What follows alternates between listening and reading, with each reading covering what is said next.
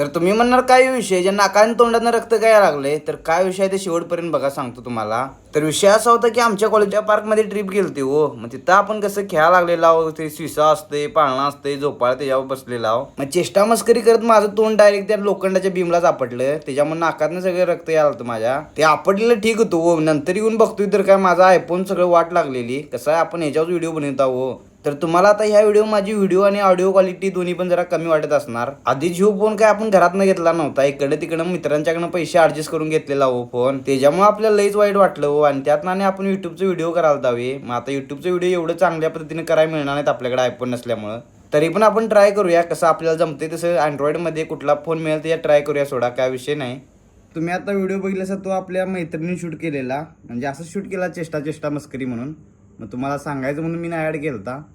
आणि आता आपल्याकडे एवढा काही खास मोबाईल नाही. आता मी व्हिडिओ करायला लागलोय किंवा एडिट करायला लागलोय तो माझ्या मित्राच्या टॅबमध्ये करायला लागलोय.